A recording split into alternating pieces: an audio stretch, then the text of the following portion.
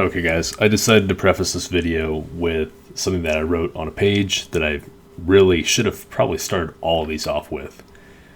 I am a Rotary engine calibrator. I do tuning for a lot of the community for a lot of different softwares. My background extends into mechanical engineering, a little bit of aerospace stuff, just kind of farting around with cars since I was, I don't know, about 16. Got a little job history with some pretty cool motorsport type companies. Not going to name them, but they're very up there, and they're very well respected in the communities that they are part of. So anyways, I wrote this and I said, just so everyone's perfectly clear, I'm not an expert on this by any means. This is in regards to where the thread's posted. I'm learning through the best folks who are on this page and trying to think of a way to do tutorials without opening up a huge mess of intellectual property issues or adding confusion with misinformation. That's why this sort of thing is going to be a group effort. I cannot do a quality product without the support and input from you guys. Thank you for the continued support. This is what I put in this thread before I started any of these videos. And then, these videos are truly for the Rotary community, first and foremost. I'm challenging the norms of we've always done it this way, and I'm focusing on shaping their way of thinking. I want you guys to be challenging, hey, I've gone with this ECU because that's what my tuner is comfortable with. Or whatever it is, right? That's a very common thing to hear from people is go with what your tuner says is best, right? But I want you to also educate yourself on what the opportunities are out there and what you can do as far as your own stuff to get the goals that you want out of your car attained. So the rest of this isn't very important. What I'll do from here on out is I opened up a base map in Haltech, Link, FuelTech, and Eugene, which is Daptronic. We can kind of go through those. I know some of you saw the original Eugene mapping that I did. That was a little bit more specific, and I kind of jumped into more advanced stuff on that. So I'm going to go through the workflow of each, because now that's what I was focusing on for the last one, and it seems like that was misinterpreted by a lot of people. So, workflow. Oh, and the last one is an origin story. It's simply, I am telling you, in 2014, this is what I was going to go do. Then things got delayed. Then things got built crazier. And then things changed again in 2016 and then 2018. And then that's when, I went ahead with Mtron and did all that stuff. So, getting back to what's in front of us on the screen, the workflow model for Haltech is you're going to have your tray here for the navigator. God, I can't even talk. The navigator. The main setup table is where you're going through all this stuff. You have your trigger, your fuel, your ignition. Then you have the functions of what's going on the engine. So this is a factory FDR7. And go through this real quick. Okay. And then if you wanted to add other things, Haltech spends a ton of time on this very heavy user interface. Now, this is a little bit slow and chunky to get started every single time. But once it's loaded, it seems to be pretty quick. The problem with this type of layering, and none of you will probably ever see this because you're not tuning, is this amount of information being processed on the front end to make this interface easy as like a checkbox. It slows down the ECU. Now, ECUs are fast. Even a Honda S300 is 100 nits, whatever they measure it in, which is the same speed as pretty much everything else in the market. So when I say fast or delayed or whatever it is. I'm referring to how the data or how the air calculation for the engine is calculated. So that's where we're going to have a little bit of input lag on something like a Haltech, because it's got so much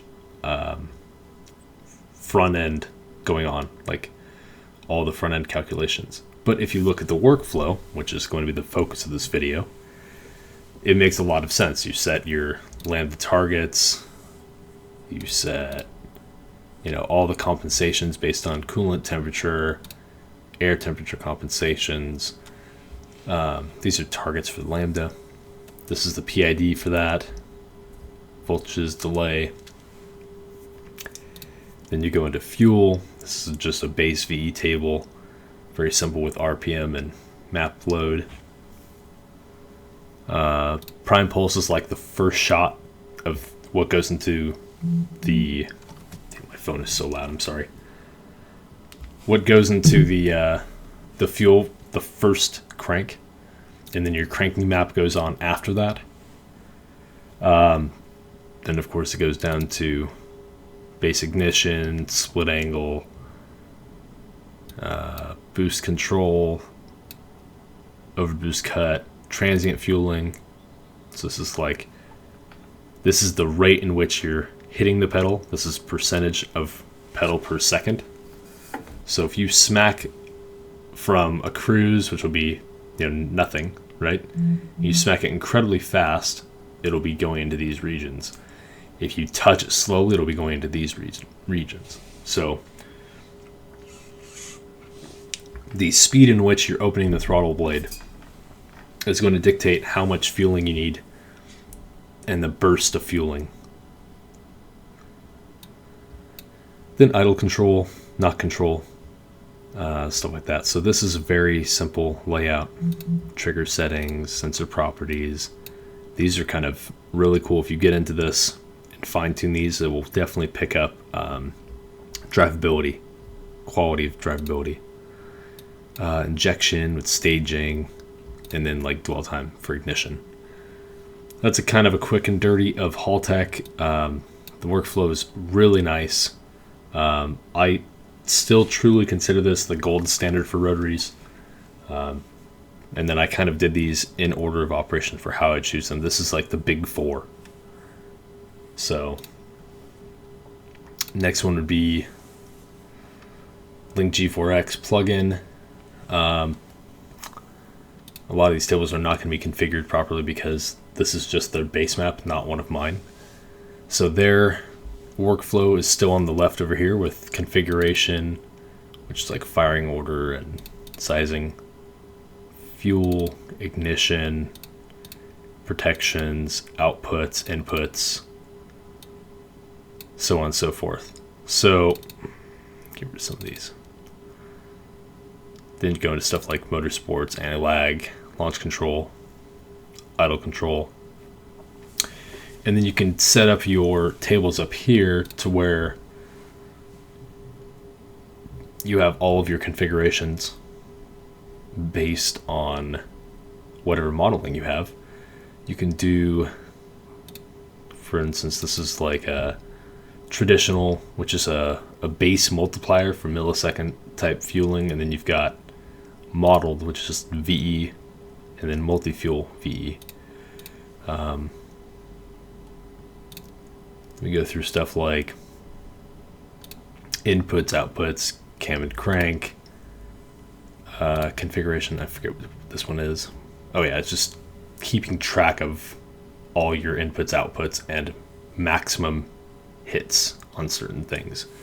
So if a car comes back, let's say it's a tuned car, and the guy's like, oh yeah, I'm having this issue. Oh, and you ask the guy, well, how high do you rev the engine? Or how high did the temperature go? He's like, oh, maybe like 9,000, and oh, maybe like 230 degrees. And then you see right here, the thing is like insanely high for RPM, like a misshift or whatever else. And the guy's asking you to warranty the motor based on the tuning. And yeah, this is kind of that statistics right there showing you, well, I don't know if we can agree on this right here, here's some data why I don't think my work can be warranted for that. But again, here's more of workflow, like the coloring and the layouts. When you set up these tables properly, just like if you set up a Haltech properly with all the configurations and tables, it comes out absolutely stunning, and it makes your job, or my job as a tuner, a lot easier. So we can find mistakes and find things that are just much quicker after setting up all these. Let's see, acceleration enrichment. So it's all very well laid out, right? You get an idea of how they do their configuration. As a small note, Link does all of their split timing backwards compared to everyone else. So they do it as a raw value. So -10 is a 10-degree split, which is, it makes sense, it's trailing 10 degrees after leading, right? And so if we put positive values in here, it's going to be before the leading. Okay? Just quick note. I think that's pretty important. But yeah, this is a very, very well thought out ECU with layout and usability, and they come with, you know, a bunch of different layouts for certain things, and how you can change views, and logging is really good. Usually just export to CSV for Megalog viewer. And then now we're going more towards like boutique stuff. That'd be like a FuelTech. This is probably one of my favorite drag racing oriented ECUs. It's still millisecond based fueling, and it's still kind of it's got its rough spots here and there, right? But the amount of controls that you get for your dollar, and a screen, and all these other things, and the connectivity through CAN bus stuff like EGT and their switch panels, they make this really approachable for everyone. So, you know, you can go through and set up anti-lag really easily. You can go through and set up like all of your configurations pretty quickly. And then they allow for a lot of expansion. That's like, you just end up buying product after product after product of this company. So whatever they're doing to showcase their product lineup is definitely an interesting piece of human nature. Their marketing team and their coloring and their videos and stuff, and how they present, it's just a very cool thing. So one thing that I'll do is, like, if we've got EGTs, I'll set cylinder trim by RPM and map. Right, I do the same thing for Haltech. I do the same thing for anything that has EGTs, so usually Link. But here's the workflow here. So you go through like what is the wire pin out? What are my alerts? Time-based features. This would be like, I've already gone over this before, but this will be like nitrous control. And then you can go through here and set like your, essentially your VE table, closed loop targets, acceleration enrichment, and decay. This is a very simple one, which I love. Sometimes simple acceleration enrichment is the best. That is the drawback that I was referring to in the Daptronic videos. You can do it this way and be so much more precise and get to your goals quicker by just having less things in the way and having more of it blended into the primary fueling, which I showed on the Power FC videos. So from there, you can see compensations based on engine temperature, air temp.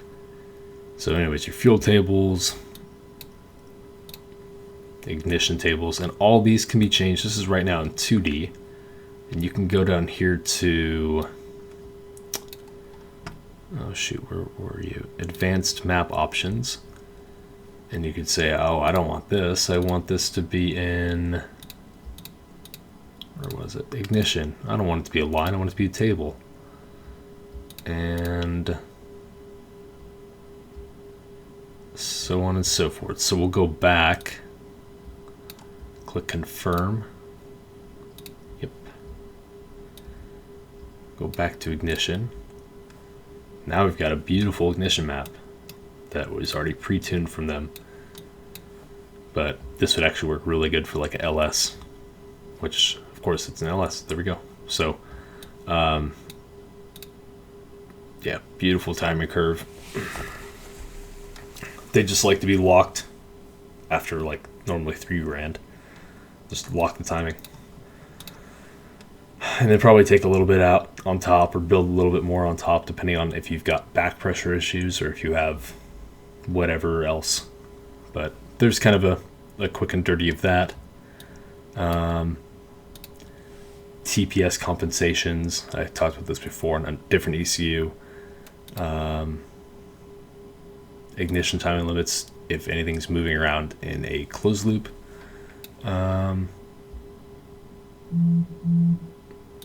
Yep. Rev limiter, ignition cut, single value, or you can do it gear based, which is kind of cool. I normally do like engine temperature, so I create an engine temperature basing for that, because when it's cold I want a limiter to be way lower. I don't want someone to go take a cold engine out and beat the crap out of it. But you can see there's like a lot of drag racing features. This ECU does have a ton of, like I said, very cool stuff. Here's anti-lag, time-based compensations, like full-on calculated cells for nitrous control, advanced retard for timing, based on drive shaft RPM and engine RPM, and you're ramping in various configurations. It's a very nice nice way of doing drag racing stuff, and it's way more modern and easily attainable than like a Microtech or someone who's just starting off on Motec who has no idea what they're doing. I feel like you could jump in on this one and learn it within maybe a week, right? Like an average person could just say, I have no idea what I'm doing, but I'm going to read this manual because this ECU has a manual, and this ECU has a manual, and this ECU has a manual. And you can go through and you say, you know, oh, I want to do whatever staging for my drag racing. I want to do this, I want to do that, and all of your inputs, outputs are going to be right here. Easily attainable, and something that you can learn within a reasonable amount of time. So that's a quick little overview of that. Just another once over. This is a super reliable setup, very nice layout right here with the tabs, and the workflow of this ECU is excellent. The only downside is there's always like a cold solder joint on the map sensors, and their tech support is amazing. So the problem I've had is I just send a lot of these back for repairs, right? That's just a super common thing. But beyond that, you know, they'll get the job done. They'll get it done pretty well.